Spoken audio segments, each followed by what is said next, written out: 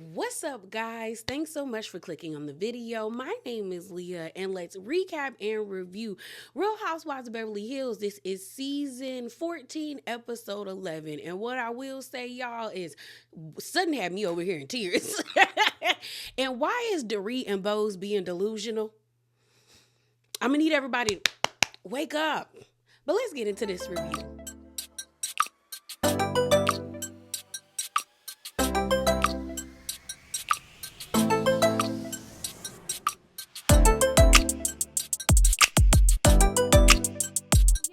Sometimes before we get into the review, we get a little spicy, just a little bit.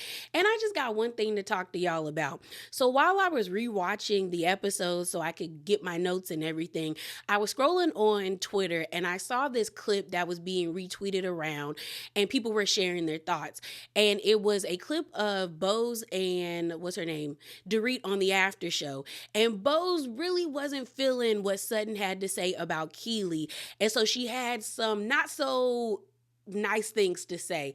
But I want to play the clip for you guys because I feel like I kind of pinpointed why there's like a disconnect between the fans when it comes to Dorit and Bose's relationship. And I think I would like you guys' thoughts on it. If you can tell me if I'm reaching or if you kind of see where I'm coming from. So let me play the clip for y'all. Thought that there were red flags with you and Keely. Mm-hmm. Oh, girl, that really got under my skin. Yes. It really did. Well, the funny thing is that she didn't know anything about him at all. At all. I don't think she can pick out a red flag, green flag, orange flag, purple flag, pink flag. No. Girl, no. she can't. No, I think her red flags are actually something that's normal. One, I don't like a black shirt with a black tuxedo. I'm out. She's got a lot of opinions and about everyone else's personal business. It's like misery loves company. Oh. Sorry, but that is, actually, I'm not sorry. I'm not freaking sorry. I don't think she has good instincts. Nope. In these situations. And so if she doesn't have good instincts about my situation, then how could she have good instincts about her own situation? I like Bose. I think she's a great addition to the show. And I don't even mind her relationship with Dorit. Sometimes people just meet and it's organic. I have friendships like that where I'm like, girl, I don't even know how we became friends. And they be like, oh, well, we met here or we was in class. And it just happens that way. I think the disconnect that I have with their friendship or where I'm starting to get annoyed with Bose is when I see her show up on the after show. It's the clips of the after show and then what she says in her confessional where I'm like, okay, girl, what's your issue with Sutton? Because it's getting weird at this point. Because it feels like you're taking on what Dorit has with Sutton and you're throwing it at Sutton like she's done something specifically to you. Now, the season isn't over yet, and maybe we'll see something that transpires between Bose and Sutton to get us to understand what's happening. But right now, it feels like she has these harsh opinions of this lady, and it's like she hasn't done anything. She hasn't done anything to you. You know, now I'm not saying Sutton is a saint because she's not. She has shown up poorly throughout multiple seasons. But this season, we haven't seen her do anything specifically towards Dorit. And now some people will be like, well, Leah, I don't like people who treat my friends badly. Yeah, but and I'm the same way. But that's people I've been friends with for years. Like we was locked in the trenches, okay? Now, if we just met, I'm new to the group. I'm not off rip gonna not like you. I'm gonna try to get to know you. And it doesn't seem like we've seen that happen between these two ladies. And maybe it has happened, but production isn't showing it to us and they're trying to create a narrative because they can do that. But it's just like the way she behaves on the after show is off-putting to me at this point. It's like, why are you mad at Sutton for giving you a valid critique? Now, is Keely's flags red? No, but they burgundy. They are yellow with hints of orange in it turning to red. Like, you know, I just feel like I want to understand what's her beef with her. Because sometimes people energy just doesn't match and that's why they don't like each other. But it's just like, girl, I want to see what's going to happen at the reunion. Like, is she going to keep that same energy in front of Sutton's face? Because right now, she's just saying things on the after show or she's saying things in her confessionals or in interviews. Like, is she going to be bold enough, which I don't think she isn't, to say these things towards Sutton and then be prepared for Sutton's rebuttal? You know what I mean? And also, it's starting to seem like people are getting tired of Dorit, because I was expecting more people to be on Bo's and Dorit's side based off of the way that people have been showing up and, you know, fan support for their friendship and for both of them. That, like, when I went into the comment section of where I got this clip from, I was actively shocked that people were just like, Dorit's getting on my nerves. Like, girl, your venom is okay for Kyle, but stop going at Sutton. Like, it's weird because in the beginning, I definitely thought the tides were changing on Garcelle and Sutton, but now it seems like it's flipping. And maybe we might have a healthy balance by the end of the season, but it seems like it's turning back and it's kind of reversing onto Dorit and Bose, where people are starting to get tired of them.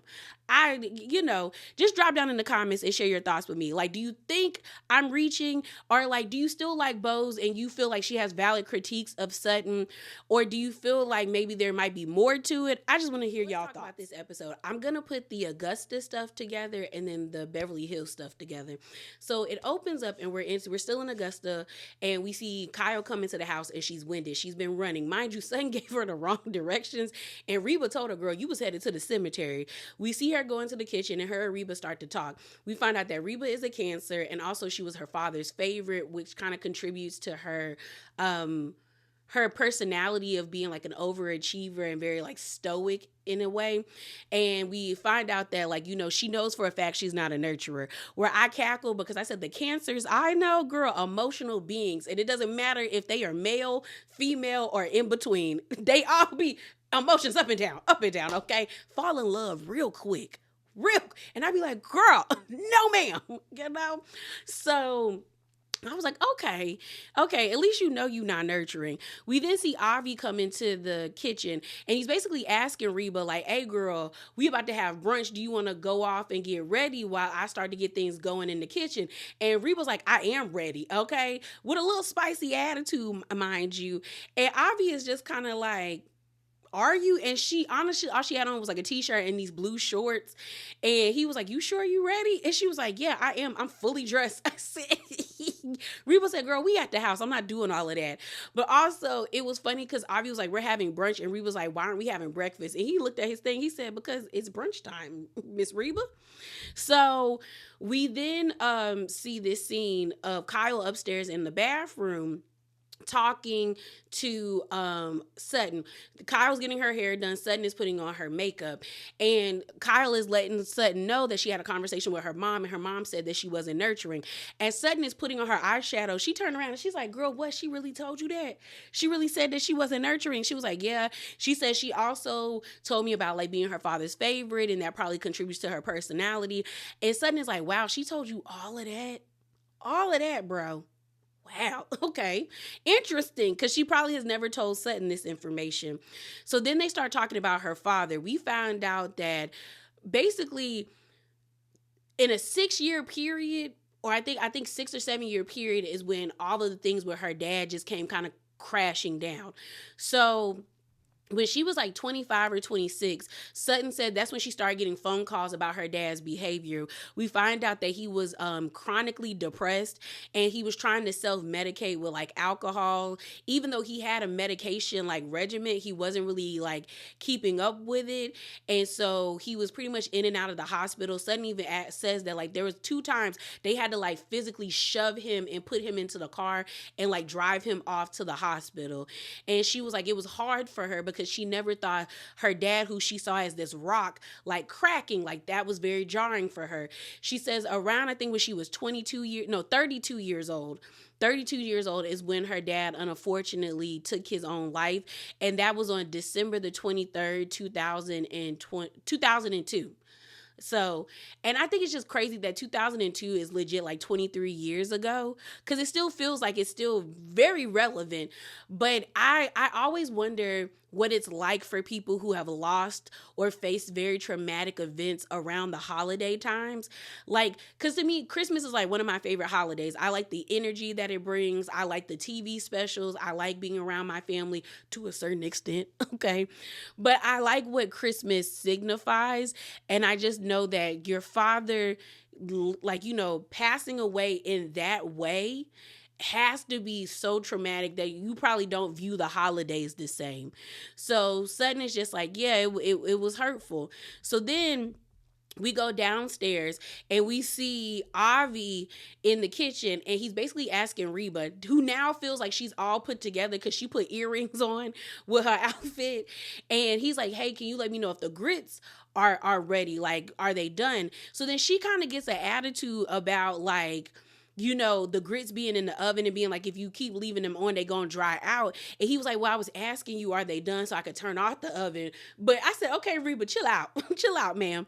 And mind you, my brain wasn't computing them putting grits in the oven. Like, I was like, did y'all really make grits in the oven? Because they had it in like a serving pan. And I'm like, y'all didn't put the grits on the stove? Because that's how I've always eaten grits.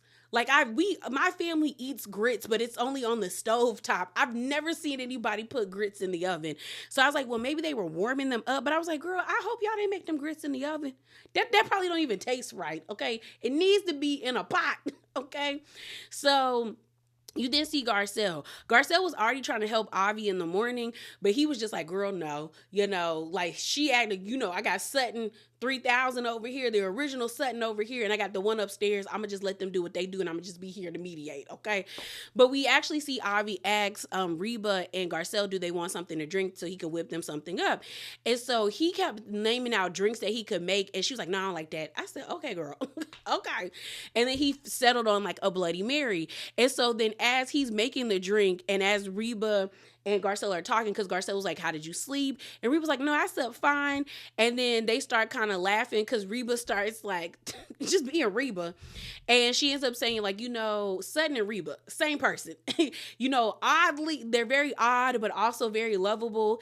You see flashbacks of Avi and Sutton's interactions with each other, and how like, it's weird because Sutton is very like, I need things this way, but she's not, but like, it's like, I don't get how she doesn't see that in her mom, that girl, you're not flexible and your mom's not flexible either.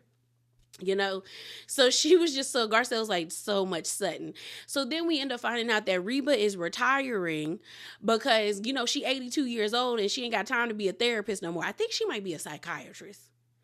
She's in the mental health field some way, somehow. I don't know how. But she was like, yeah, I'm tired of it. So then they said that they were going to go sit out on the porch. Now, a lot of people took issue with Reba saying that Garcelle isn't an Englishman.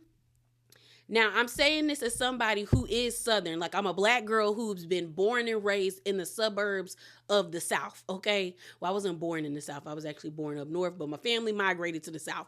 But when Reba says you're not an Englishman because Garcelle doesn't like ice in her tea, that's kind of a common thing down here, to be honest.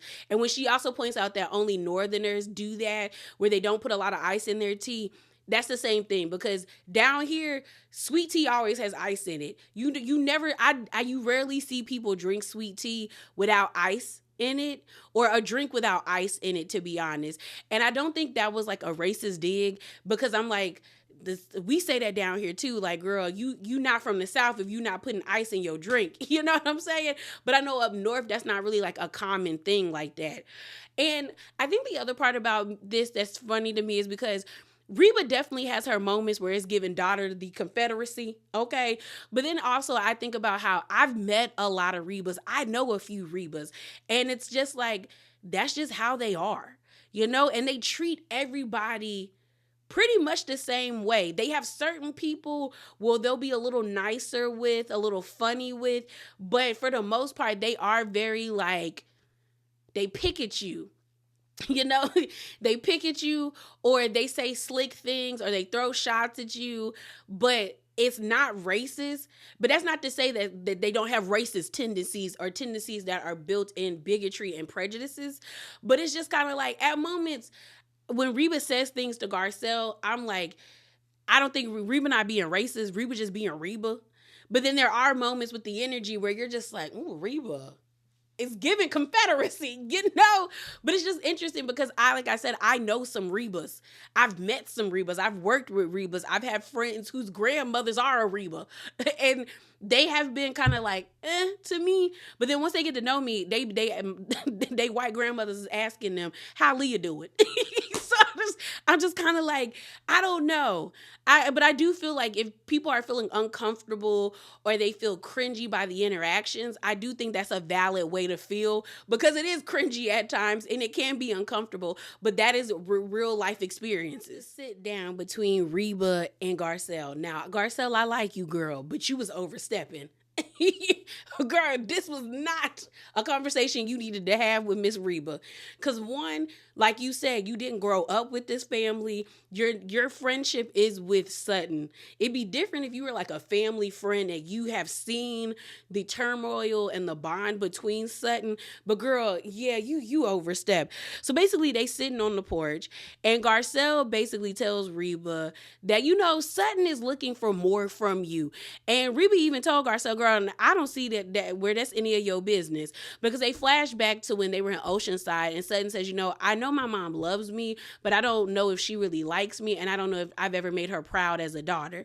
And Garcelle's losing her mom, I think she just wants Sutton to have what she can no longer have, which is having conversations with her mom. Because Reba ends up saying, well, girl, I don't think that's any of your business that you asking me about my relationship with my daughter. And Garcelle says, you know what, you're probably right. I'm coming from the standpoint of I don't have my mother anymore. And there's so many times that I wish I could talk to her. And, and that's when Reba says, death is final. It's finite. And Garcelle said, yeah, it really is. So then while they're talking, you see Kyle and Sutton in the house getting the table ready for brunch. And Sutton is like, Garcelle is talking to my mom. And Kyle said, now in what room? Kyle said, girl, because I don't want no parts of this. And she said they're outside on the porch. So basically, Reba just ends up saying, I know you wish you could call your mom. But then the conversation kind of stops there. And Sutton comes outside to tell them to come inside the house. And, Reba ends up telling Garcelle, that's $1,000, because I just did my job. And I said, not really, Miss Reba, but okay. Okay, so then Garcelle says in her confessional, honestly, what I feel like is Sutton's mom, Miss Reba, is jealous of the relationship that Sutton had with her father.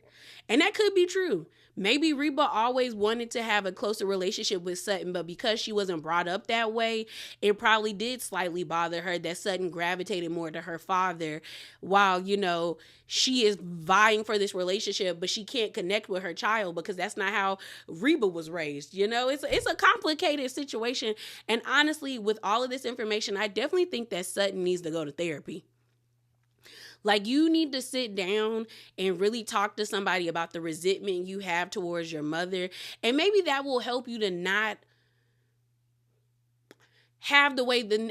react the way that you react. Because there are times that you can see Sutton reacting the way that Reba would react.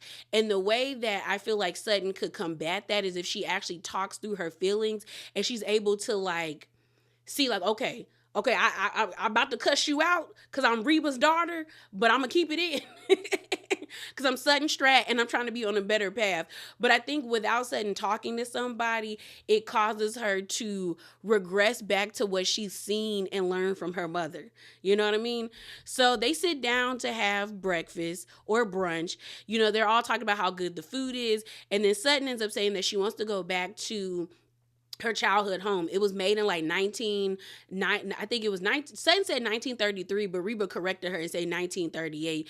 And she was like, I want to go there. The last time I was there, it wasn't the best, okay? Because that's the house where her father actually did take his life. But she was like, I want to go. And she asked her mom if she wanted to go. And she was like, no, why would I want to go there? And she was like, well, it's our childhood home, but we've had good memories there. And Sutton was like, well, maybe we can go inside. And Reba was like, why would you want to go inside? Somebody lives there. And she was like, well, I could ask them if I could go inside. you know. So then we get more information about how Sutton's father actually took his own life. He was on this regimen of like sleeping pills and medication, and he was like really in and out of it. And her mom was in the kitchen, and I guess he was in the they had this back room that we find out that he built onto the side of the house. And unfortunately he took a pew pew and pew pewed himself. He took a, and took himself out. And I said, oh, that's when you know somebody got to be at like a really low point, because I don't think I've ever been that low where I've thought about doing that to myself, not wanting to be on this earth anymore. But I feel like when people actually like, take a gun and blow their brains out, that to me is like a very like signifying thing. Like, you are really tired of being here. That's what that signifies to me. Because some people will take sleeping pills and, you just go to sleep and you don't wake up. But I feel like for you to like take the time to like load it and do it, it sends a more like brutal message that you were tired of being here. And I know as I've gotten older, I've started to give more compassion to those who have taken that choice, because I used to see it as something very like cowardly, because I'm like, you do know by doing that you messing up other people's lives and people that care about you. But then thinking about it, for somebody whose mind is really like playing tricks on themselves, and then to find out that sometimes having depression like physically hurts you, I started to understand more like, dang. Sometimes that is like your brain tricks you into thinking that's the only way out. But I was just like, wow, I don't know if I would want to go back to that house. So, Sutton even admits that she feels like she has pent up resentment to her mom. And I think that comes from the fact that I think Sutton feels like her mom really didn't care about her father, where she has such this love for her dad that she's just kind of like, why wouldn't you like take everything from him? Like, you knew he was on pills. You knew he did this. You knew he was doing all of this. And you just allowed him to do this to himself. I think that might be the way that she's viewing it, because I could see Sutton's point of view of like, here I am. This is the parent that I have a close relationship with, that I've bonded with, that really validates me, that shows me that he loves me. And then this is the mother who is not proud of me. She really kind of gives me her ass to kiss. And you were in the house with the parent that I love, and you didn't do anything to stop him from doing this. But it's not Reba's fault. That's the other part of this. Like, it's not Reba's fault. Like, she probably just as messed up about it too, because she was actually at the house when it happened.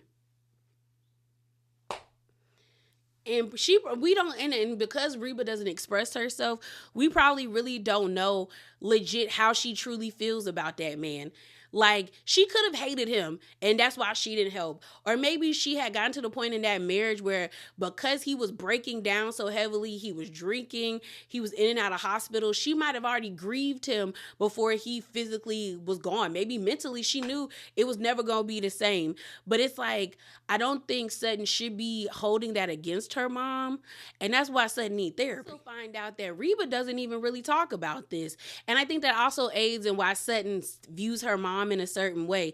So they're in the kitchen, and Sutton is like, well, I'll download you on what we find at the house, or tell you what happens at the house. And she said, I don't want to know. I said, oh, okay. Okay, Miss Reba Reeves. So we actually see Sutton, Garcelle, and Kyle get into the car, Obvious driving them to the home, and Sutton is just telling them like, oh, we used to ride our bikes all up and down this hill. We thought it was so big when we were little, and now being on it, it's small as I don't know what.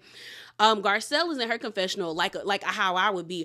I don't know if I'm prepared for the emotions that are about to happen, because I'm actually worried for my friend, but I'm also worried for myself because I'm an emotional person too, okay? And so they get to the house. It's actually a really cute little like quaint house on the outside, but on the inside, it's definitely a lot bigger. And so in the car, Sutton is kind of like having a moment where it's like the emotions are already like welling up in her. And she's like, I think Kyle's like, are you about to change your mind? And she was like, I don't know. And I'm like, Kyle, give that lady a minute. Just give her a minute. So they walk up to the house, and we meet the people who own the house. They were actually being very gracious. Honestly, they're probably happy that, Real Housewives Bravo is in their house, because that lady was very accommodating to them. So she was like, just take as much time as you need going through the house. The house is actually really nice. And suddenly it was like, she feels like this will be what she needs to close the chapter on her healing journey with her father.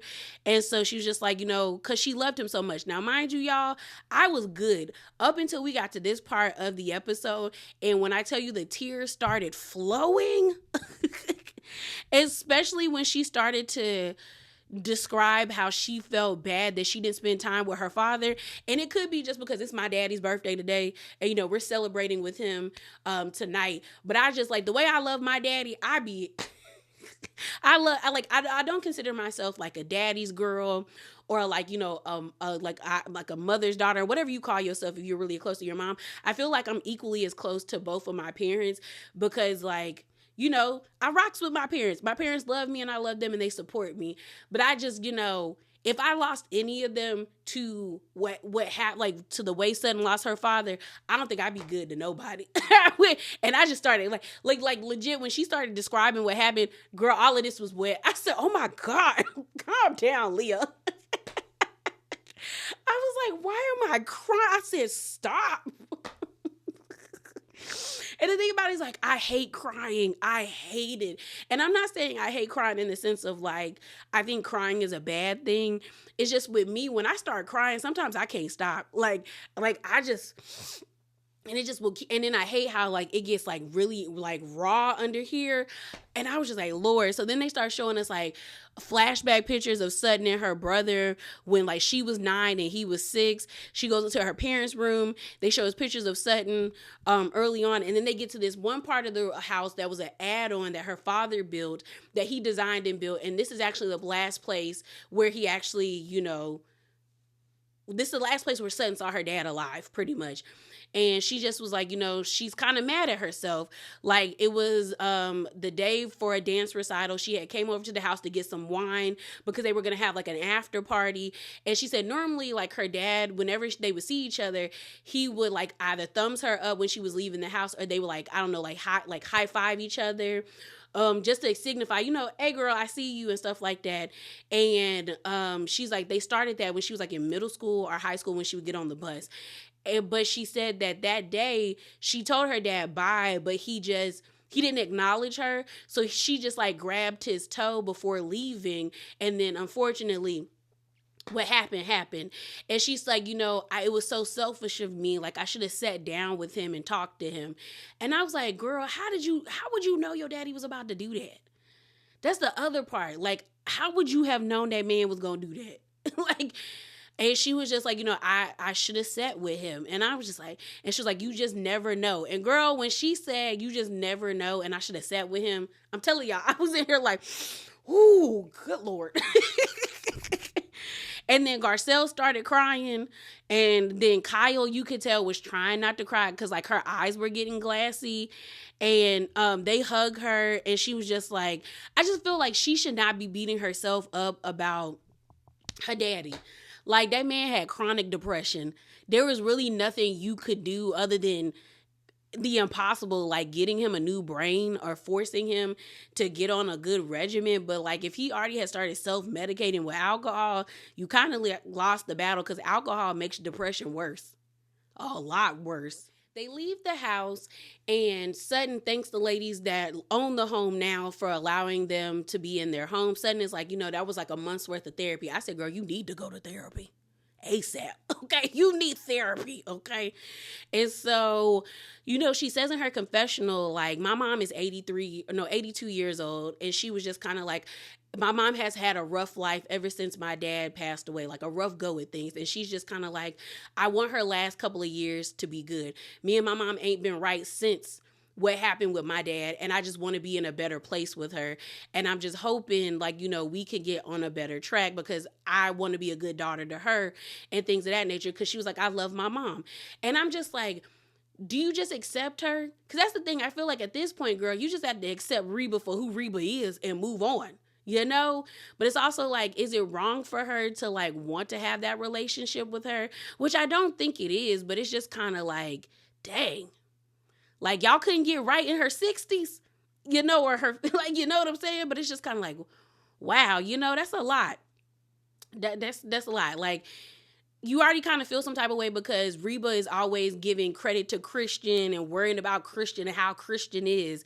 And then you also don't really have the best relationship with your mom because she don't really treat you the way you feel like you want to be treated or need to be treated.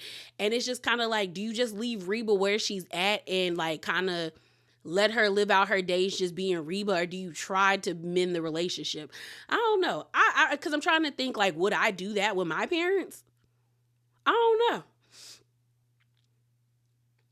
Because I feel like the reason why Sutton holds on to her mom is because her dad's not here. Had her dad been here, she probably would not give Reba any time of day. She probably wouldn't. So we get back to the house and Sutton wants to make these crab cakes. She's going through all of, the ingredients. She already had like a list that she wanted Avi to go and get, or her mom said that she had this list of stuff, but it's not the stuff that Sutton needs. And she's very frantic, and you could tell that Sutton is like wound up. Avi is even looking at her like, girl, if you don't take a Valium, calm down.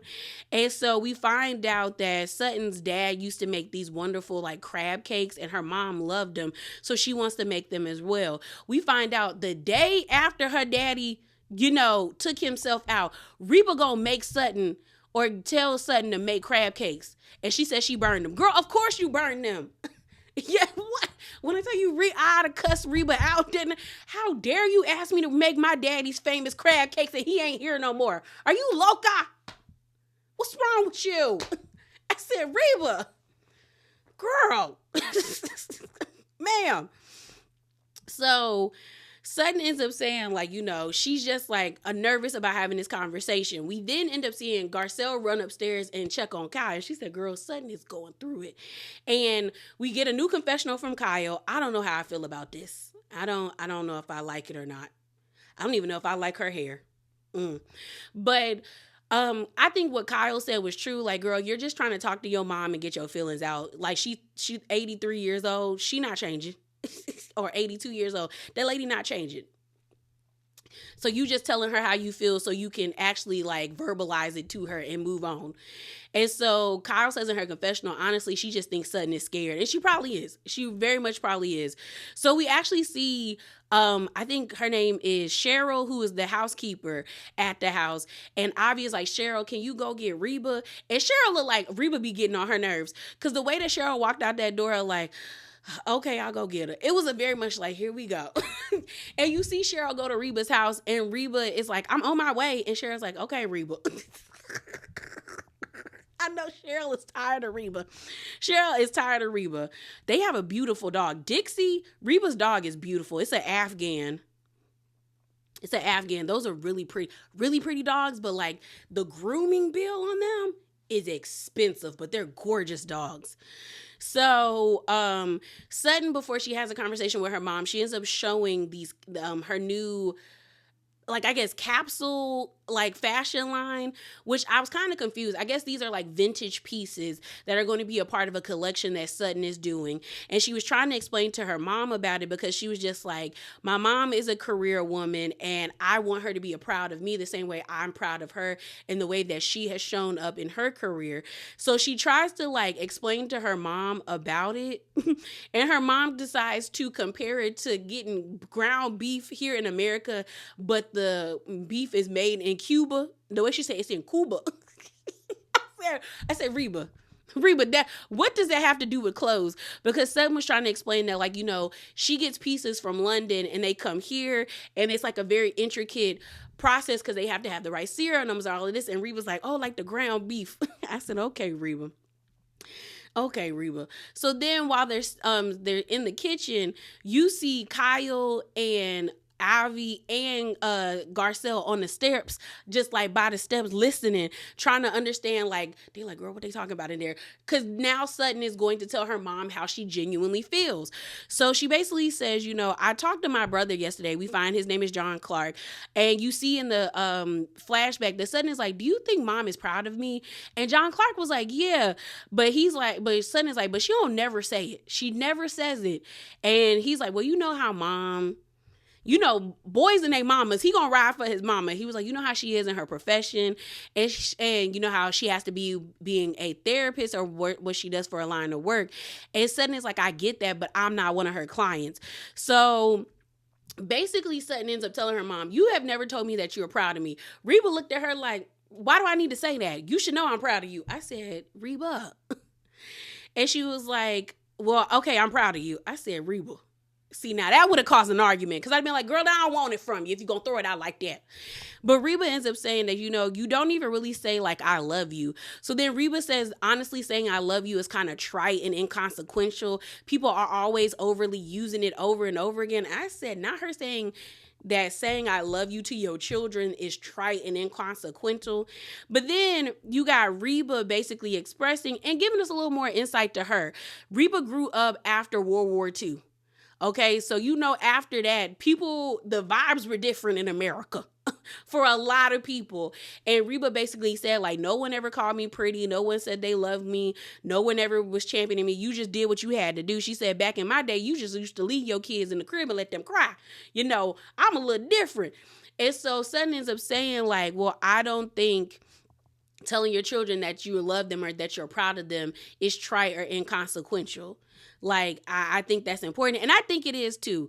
You know, sometimes your kids need to hear, I love you. I'm proud of you. Like, you are so impressive. You're so awesome. Because if you don't validate them at home, they start seeking it outside. Like, at the end of the day, you are the person that is supposed to be building up your child's confidence. So when they leave the home, they are not being tricked or bamboozled or taken advantage of or hurt or tormented by other people.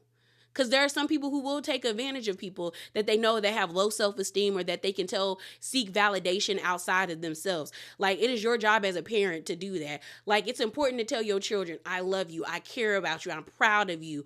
Like, even kids doing that to their parents. Like, I didn't really think that was a big of a deal. But like, when I tell my dad or my mom, oh, like, no, I'm really proud of you. Like, you did your big one right there. Or like, I love you, mom. Like, it means a lot to them. Those simple words mean a lot to a lot of people. So to say that it's inconsequential or trite is annoying, Reba. But Reba basically ends up saying, well, you know, I am proud of you and you know, I do love you. So then Sutton basically says, I want to be in a better place with you and I want us to get to a better place. So she was like, I have a fashion show and I know you don't like traveling. And Reba was like, well, no, I'll come to California. I just don't want to stay in Philip's room. She said, because, you know, he got that fish in there and all that water and that filter. I can't do it. It messes up with my... I can't do it. And she's like, okay. And Sutton ends up saying, I would love for you to come. Like, I would love that. Like, that would mean so much to me. And then when she said, we got things to work on together, that also meant for Sutton that her mom sees that there are things that she needs to work on. So she feels very like empowered in this moment. So then she leaves the kitchen to go get everybody to bring them downstairs to eat. And they were all in the lobby or court area, you know, and they were like, oh crap. So you see Avi and Garcelle run the other way. Kyle runs up the steps all loud, and then she turns around and walks down on her phone to try to act like they wasn't listening. And Sutton said, I was about to call you down. And Garcelle said, girl, we already down here. And then she pulls her, she said, how did it go? You okay? Like, this whole scene, like, this trip made me realize that Garcelle and Sutton's relationship is not fake. Like, it is genuine, because the way that she grabbed her by the shirt, like, girl, you good. I was like, that's something I would do for my friend. So Sutton is like, yeah, and she says she's coming to California. Like, she's really happy. And I do hope that their relationship is better. We end up seeing them make the crab cakes, they eat, and everybody is pretty much in a decent mood by the time that they leave Augusta. The Beverly Hills girls. So we see Erica at her home. I'm gonna be honest, I'm kind of over Erica in this, like, you know, reconstruction, like a phoenix rising from the ashes storyline. You know, I just want to see the before and after pictures of her home, and that's it. Okay. But basically we see her on FaceTime with Dorit. She's showing Dorit that they're like redoing the cabana, they're repainting the walls, they taking out light fixtures and everything. They repainted her hallway and added these really nice like black strips, and she's telling Dorit that now she feels like she's starting to like reclaim herself. She said, you know, when she was with Tom, like after breaking up with Tom, she was like, I was left underneath a microscope. Nothing I did was good enough. But I also said, girl, your behavior is why people was on your neck. Like, they was on your neck because of how you behaved, Erica. You got to take ownership of that, girl. But then I think production was shading her by showing us that she bought herself a Porsche. But maybe they're just saying that Erica is getting back to who she used to be. Because she even talks about how, like, I used to be a person that slept till 12 o'clock. And sometimes I wouldn't even get out of bed. And I was never like that. And we know that was because Erica was depressed about her situation and where her life was going. But she actually says that she feels really good about herself and she can tell that she's getting back to her old self. So then we see this scene of Bose and her daughter. We find out that it's just been 10 years of Bose and her daughter together. So introducing Keely into the relationship is something new for both of them. So she just talks about how close they are and how they mean a lot to her. I thought it was funny that the little girl was annoyed that her mama called her friends like little friends. Till this day, as an adult, my mom still calls my friends little friends. That's just what it is. That's just what it is. Because then she was like, are you going to like if I call your friends your big friends? I said, girl, she probably wouldn't care. She's still going to call your friends your little friends. You're 15. They're your little friends at this point. So they're hanging out, and Bose basically ends up asking her about her relationship with Keely and would she be okay with her having a baby. So we find out when Bose and her daughter were working out that she wants her daughter to have a good relationship with Keely. We find out that Keely actually showed up to Ghana when Bose and her daughter were out there with family, like did like a spontaneous pop-up. And that was really the first time that her daughter met him back in like December.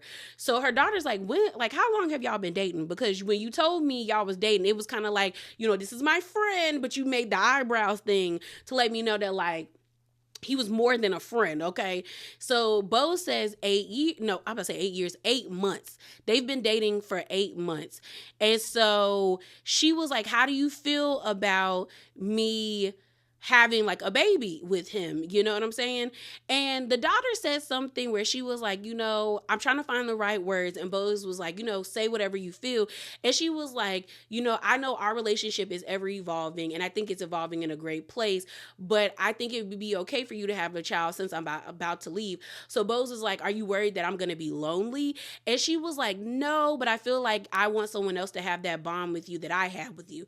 And I felt like that was a roundabout way for her daughter to say, yes, I feel like you're going to be lonely without me because we've been together for the past 10 years, but maybe I'm reading too much into it. But I do think what she said was actually very sweet, like being like, our relationship is changing and it's changing for the better because she's getting older. And I think that's how a relationship should be. Like the way that I have conversations with my parents now, I know when I was younger, I didn't feel comfortable having them now, but now as an adult, I feel a lot more comfortable talking to them about certain aspects of my life. And I think that's great that her relationship with her daughter is evolving as her daughter gets older. So they talk about that. Bose is just taken aback by her daughter's response because she was like, where's the little girl that freaked out when I said I wanted to have another kid? This is crazy. Where's my little baby? We're going to talk about for the review is Bose, Erica, and Dorit meeting up for lunch. So they meet up. I hated what Bose had on. I said, girl, what in the Fashion Nova hell is this? I don't like it. Honestly, I didn't even like Dorit's outfit. I'm a sucker for a jean jacket, and I loved Erica's outfit. It's something about jeans that is dyed into a different color that I would eat up. I would take Erica's jacket in a heartbeat. But they're sitting down and they're like, when's the last time we met? And they were like, since Kathy's, right? And they were like, yeah. And Bose was like, oh my gosh, her table setting arrangement, let me know I'm not doing enough because that was something. So then she was like, we got something to tell you. I thought it was kind of cute how Dorit and Erica got close. Like, oh my God, girl, tell us what's up. And so she says, me and Keely have been talking about having a baby, but we've never said I love you to each other. Dorit said, girl, what? And Erica said, pause. Pause. So y'all saying I love you to each other. Y'all haven't said I love you to each other, but y'all talking about having a baby?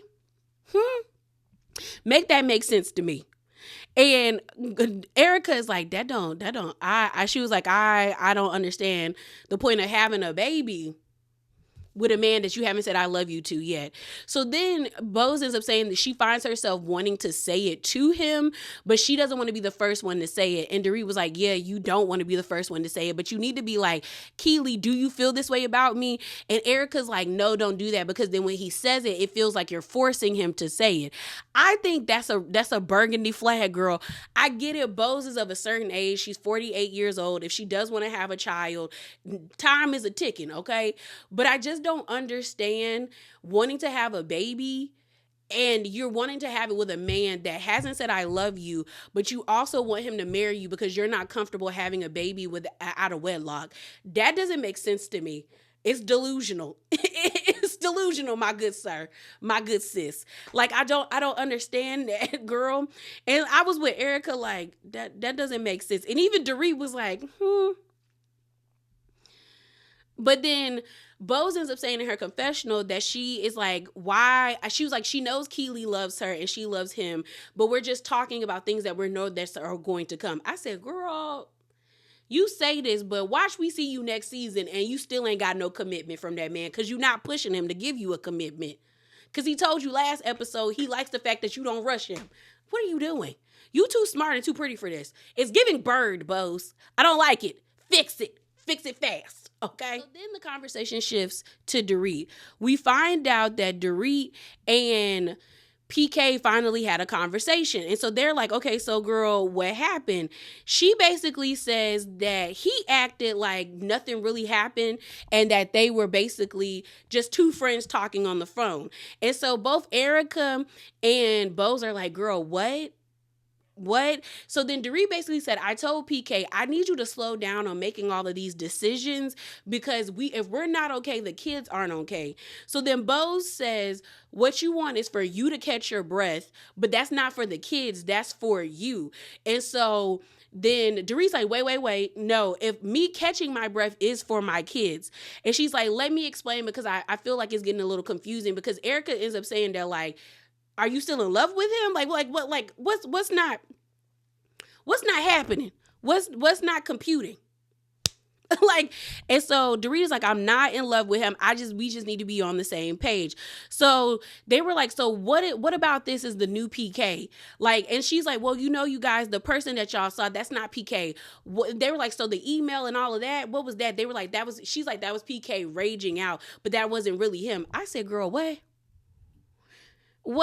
So then both Erica and Bose are like, what are you doing? Erica's in the confessional being like, I keep screaming from the mountaintops, like, girl, take shelter, get ready. And it's like going in one ear and out the other. And then Bose is like, girl, you need to wake up. She's just like, he is priming you, letting you lower your defenses. And Erica says the same thing, so he can run the bases on you. And then Bose is like, so he can strike because he knows you're smart, he knows you're intelligent, and he's waiting for you to make the first strike because he wants to see how far you gonna take it. But you can't keep sitting around like a sitting duck waiting for something to happen. And I was like, I don't understand this because I get it that some people are like, well, she's waiting for the 10-year mark. Girl, screw that. At this point, if that man want to play these warfare games, let's play the games, okay? Because the moment he would have gave me separation papers, I promise you and I guarantee you I'd have been at that courthouse. Because like Bose says, he might be priming, all these other attorneys to the point where like you can't get you a good one because you're dragging your feet. And it's confusing to me. And I don't want to say this storyline is fake because I don't think it is, because I don't think Dorit would involve her kids in such a way.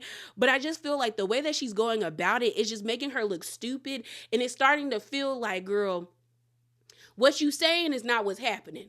Like, you're saying that you're ready for war. You're saying that you're tired of protecting PK, but yet you're still doing that. And I ain't seen you prepare for war. Because now is the time. Because what you not going to do is catch me slipping after you done played in my face for the past 9 years. That's what you not going to do. Girl, wake up, Dorit. Wake up. Because eventually, if you don't start making any changes or start making actual movements in this relationship, you're going to start to get the Ashley Darby treatment. Because I told y'all from the beginning, I felt like that was fake. And then it turned into something real. And this is feeling like maybe it was real, but now Dorit don't want it to be. I don't know, but she need to wake up. But yeah, y'all, that is it. That is all. And as always, remember to be bravely authentic. Definitely hop down in the comments below. Share your thoughts with me and like and subscribe. And I'm out, y'all. Deuces.